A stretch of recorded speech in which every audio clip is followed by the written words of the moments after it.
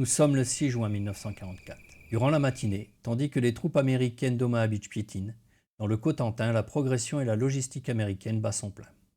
Cependant, tandis que les connexions se font entre les troupes aéroportées de la 101e division airborne et l'infanterie de la 4e division consolidant le front, les Allemands essayent de leur côté de ralentir le flot du mieux qu'ils peuvent. Justement, les rapports signalent que la sortie numéro 2 de la plage d'Utah Beach est sous le feu d'une batterie d'artillerie qui empêche les troupes de sortir de la plage sans dommage. Le colonel Robert Singh, commandant le 506e Pear, ne trouve à sa disposition que le lieutenant Dick Winters et lui ordonne de faire taire la batterie allemande. Sans briefing, sans reconnaissance, sans soutien, le lieutenant Winters dirige son petit groupe vers le manoir de Brécourt.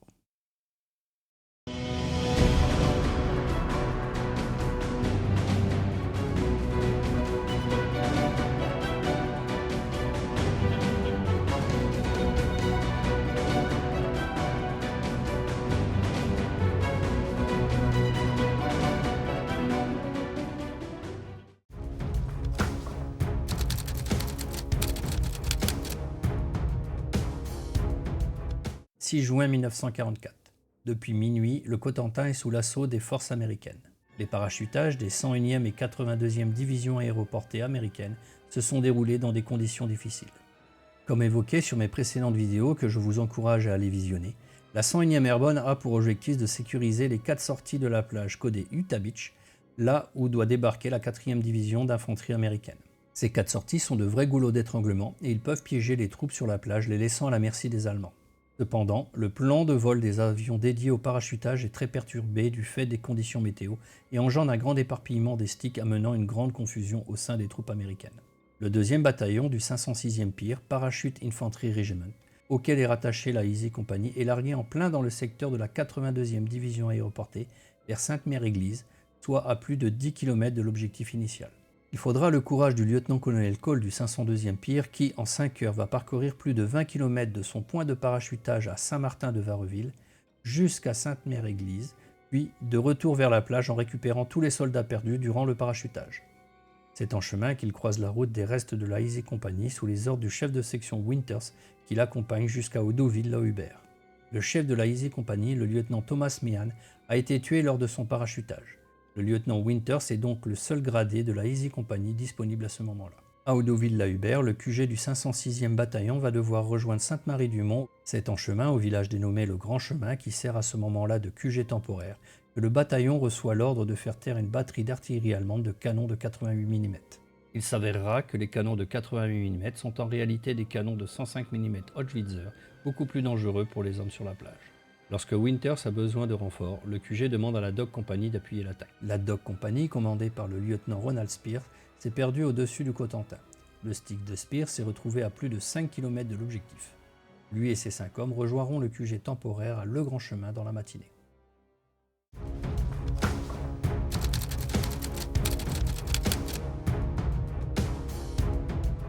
Dans le champ, à 150 mètres au nord du manoir de Brécourt, les postes d'artillerie du 90e régiment d'artillerie se composent d'un ensemble fortifié comprenant 4 postes d'artillerie pour des canons de 105 mm Howitzer. Chaque poste d'artillerie est espacé d'environ 100 mètres vis-à-vis des autres. Il y a 3 postes sur le front est en direction de Utah et un dernier poste au nord. Le site est complété d'un poste de commandement aménagé et d'un réseau de 4 postes de MG42 protégeant le site sur 360 degrés. La tranchée est protégée au nord et à l'est par une haie typique du bocage normand. La batterie de Brécourt est positionnée à environ 2 km de la plage de Utah Beach. En plus des artilleurs, la garnison de défense se compose des éléments du 1er bataillon du 6e Fallschirmjäger Division appartenant à l'Oberlieutenant Friedrich August von der Heydt. Friedrich August von der Heydt, lors de son témoignage en 1990, a indiqué que durant la nuit, il avait fait monter le 1er et 2e bataillon de son unité sur Sainte-Marie-du-Mont, le reste restant à 40 ans. Et, une fois arrivé à Sainte-Marie-du-Mont, il avait observé le débarquement de Utah Beach du haut de l'église. C'est là qu'il envoie des troupes vers la batterie de Brécourt car celle-ci est silencieuse. Son bataillon sera en place vers 7 heures, ayant récupéré les artilleurs qui avaient fui. L'ensemble de dispositifs allemands est d'environ 60 hommes bien équipés, dont la majorité sont dans le manoir de Brécourt qui sert de zone de repos.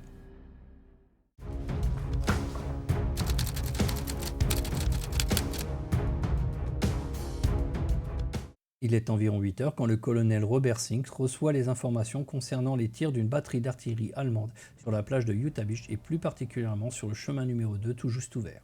Le colonel convoque alors le lieutenant Winters et lui ordonne de faire taire les Allemands. La compagnie de Winters, composée d'une vingtaine de soldats, avance vers le village de Le Grand Chemin. Du village, ils observent les tirs de canon à environ 300 mètres au sud-ouest du village. Il est aux environs de 8h30 quand Winters fait seul une reconnaissance du secteur. Il trouve une voie d'accès au nord à la batterie, protégée par des haies. Progressant petit à petit, il découvre que la batterie est défendue par une cinquantaine d'hommes. Il revient à Le Grand Chemin et prend 12 hommes avec lui ainsi que 2 mitrailleuses M1919.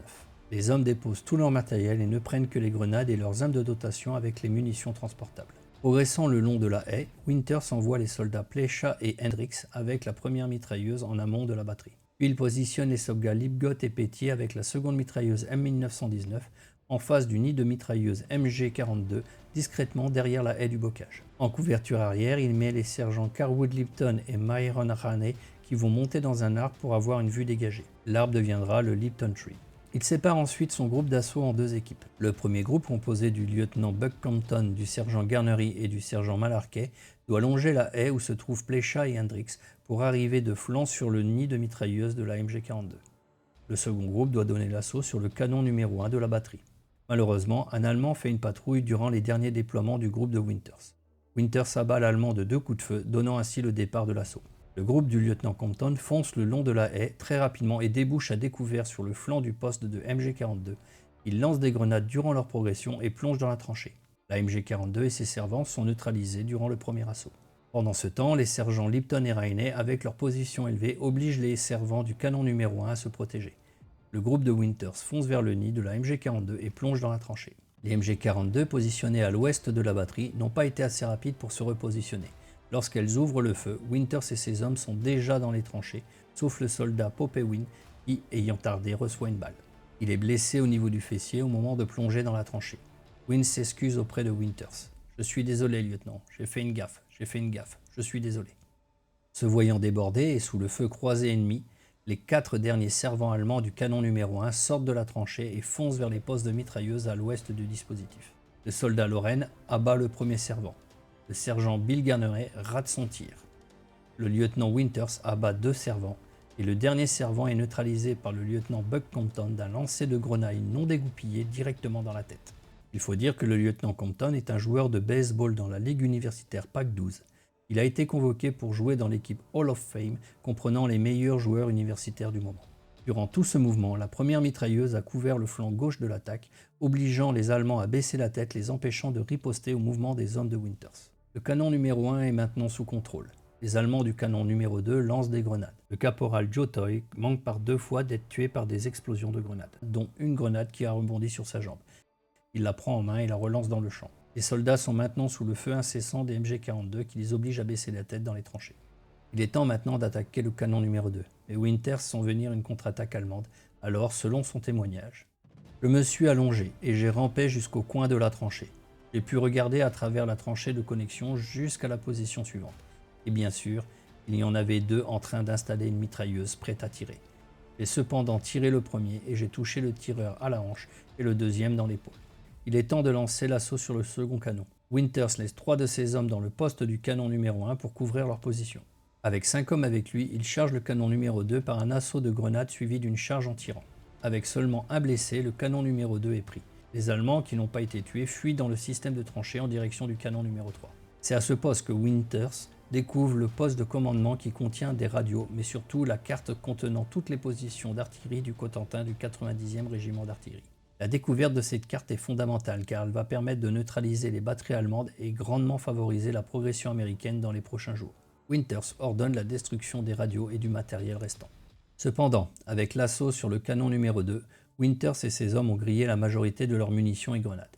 Winters demande alors à ses 2 mitrailleuses d'avancer et de se mettre en position dans la tranchée pour permettre de limiter les nuisances des postes de MG42 positionnés à l'ouest du champ et de servir de couverture. Il renvoie un de ses hommes en direction de leur poste avancé à Le Grand Chemin pour chercher des munitions et des hommes pour la suite des opérations.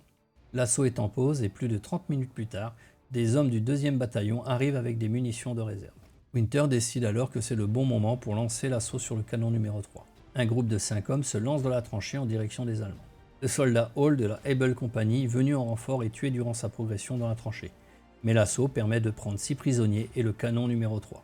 Juste après la capture du canon numéro 3, le capitaine Esther du groupe de commandement du 506e bataillon arrive avec des réserves de TNT. Le capitaine Esther annonce aussi au lieutenant Winters que le lieutenant Spears de la Dog Company est en train d'arriver pour le soutenir. En l'attendant, Winters ordonne de détruire tous les canons allemands à disposition. Les charges de TNT sont amorcées avec des grenades à main allemandes car les détonateurs sont en possession du sergent Lipton toujours dans son arbre en couverture. Dès que le lieutenant Spears arrive sur les lieux, il charge avec ses 5 hommes directement sur le poste du canon numéro 4 à travers le champ ouvert. L'attaque agressive permet la prise du canon numéro 4.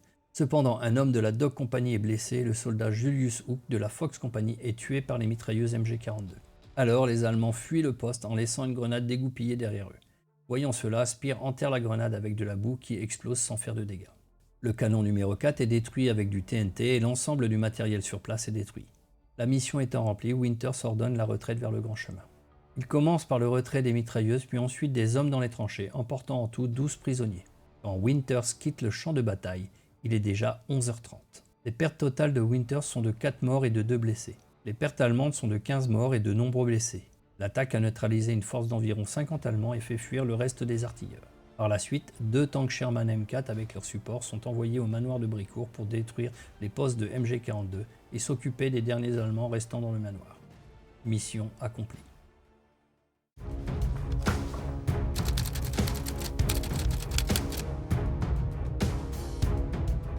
Environ un mois plus tard, Winters est convoqué à l'état-major de son régiment. Le colonel Sink, Strayer et tous les officiers d'état-major étaient là.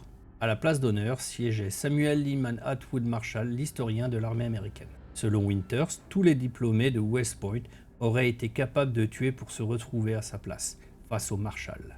Marshall commence simplement. « Ok lieutenant, racontez-moi ce que vous avez fait là-bas le jour J. » Winters a détaillé en termes simples le concept de base de feu, de progression sous le couvert pour prendre le premier canon et qu'il a reproduit cela jusqu'au 4e canon. Winters s'est dit que face à tous ces gradés, il fallait rester concis et ne pas trop en faire. Quand le livre de Marshall intitulé Night Drop Parachutage de nuit est paru, Winters a constaté écœuré que l'historien avait oublié la compagnie E, se contentant d'écrire que le 2e bataillon déployé avait amusé la batterie allemande de loin. Alors qu'il a fait le récit complet de la prise de la batterie du Haudy à l'ouest de Sainte-Marie-du-Mont par le 1er bataillon du 506e qui alignait 195 hommes. Dépité, Winters a commenté en disant « Avec le même nombre d'hommes de la compagnie E, j'aurais pu prendre Berlin ».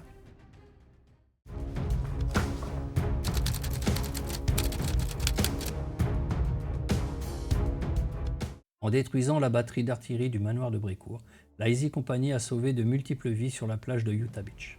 Le colonel Sink propose la Medal of Honor pour le lieutenant Winters et diverses autres médailles pour les hommes qui l'ont accompagné. La Medal of Honor a été refusée à cause d'une règle administrative de l'armée américaine. Il est dit qu'une seule médaille d'honneur ne peut être donnée par régiment par campagne.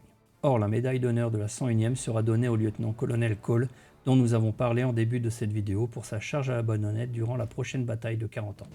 Mais il la recevra à titre posthume après sa mort durant l'opération Market Garden. En compensation, le lieutenant Winters recevra la DSC, la Distinguished Service Cross, qui est la seconde médaille en termes d'importance dans l'armée américaine. Le groupe du lieutenant Compton, composé de Buck Compton, du sergent Bill Garneret et du sergent Don Malarkey, recevront chacun la Silver Star pour leur assaut face au poste de la MG42. Le reste des hommes de Winter recevront la Bronze Star, ainsi que les soldats Hall et Hook de la respectivement Able and Fox Company à titre posthume. La technique employée par Winters est d'une telle efficacité qu'elle est encore étudiée de nos jours. L'Académie militaire de West Point l'enseigne à ses cadets.